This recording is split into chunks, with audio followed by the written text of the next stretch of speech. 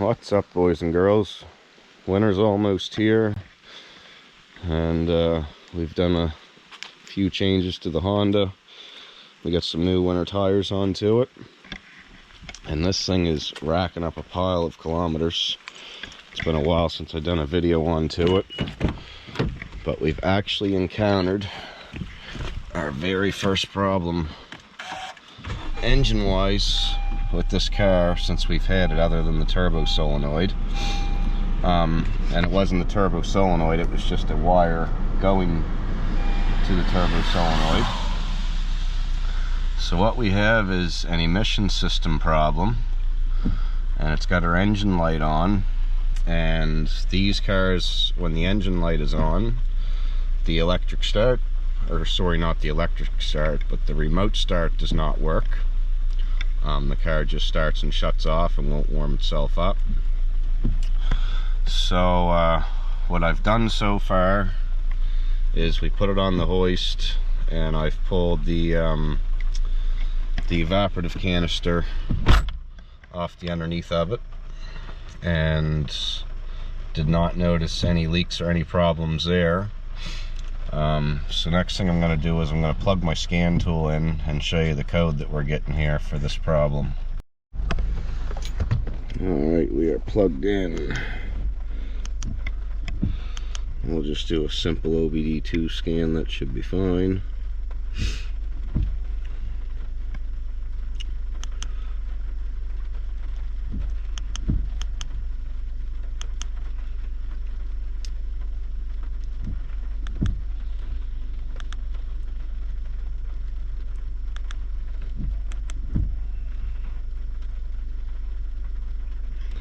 So this is our trouble. Evaporative emission system leak detected. Very small leak. This other code's stuff that I've tried to do to get rid of it. But so basically it's a super small leak. I don't have a smoke tester, so I contacted a friend of mine that works at Honda and told them about what was going on, and they said it's most likely either the sending unit or the gas tank itself. That's what they've told me. But they also said if I wanted to bring it in, $158, they'll tell me exactly what the trouble is. Let's just double check here.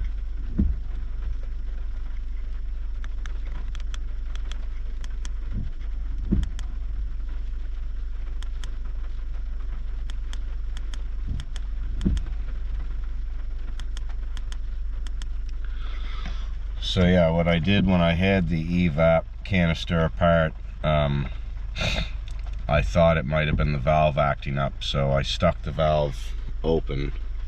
It's a pretty easy thing to do, it only takes a second. So the other codes that you're seeing there is just from me doing that. But it's a small leak that's detected, and even if I try to clear it, it'll just come back immediately.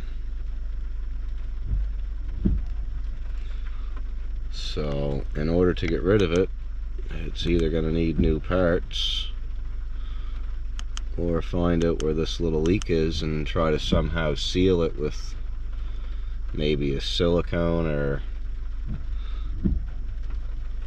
something like that, depending on where it is. I mean, if it's a metal hose that's rotten, there's not really much a person will be able to do, but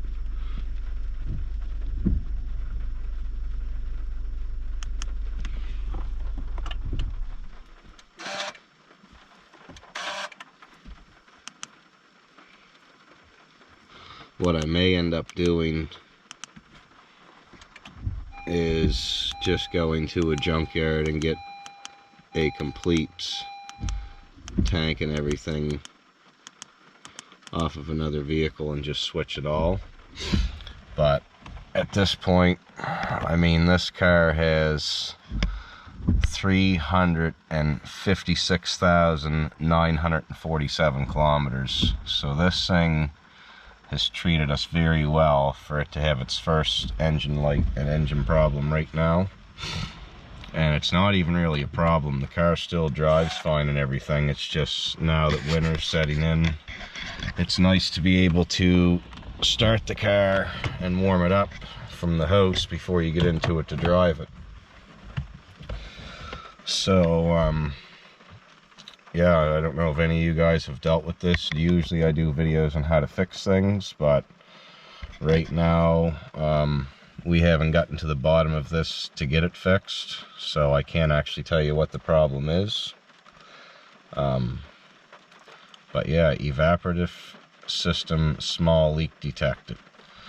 And the car has, well, as you see, almost 360,000 kilometers. Now I do want to say a few other things.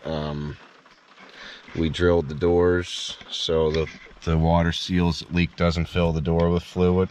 If you hear your door water sloshing when you open and close your door, these seals are known to leak and fill the door with water. And obviously it won't cause electrical issue probably till after your warranty's up.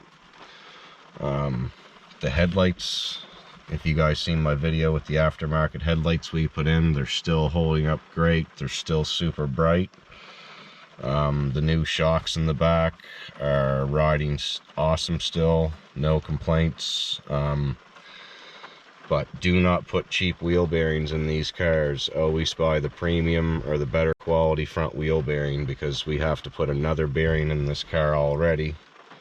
Long story short, when they first failed, I put cheap ones in. When one of the cheap ones failed, they warrantied it. After there was no more warranty, then I put a good one in. So there's a good one in one side and a bad one in the other side. They're just not worth buying. Always put the good quality bearing in the car.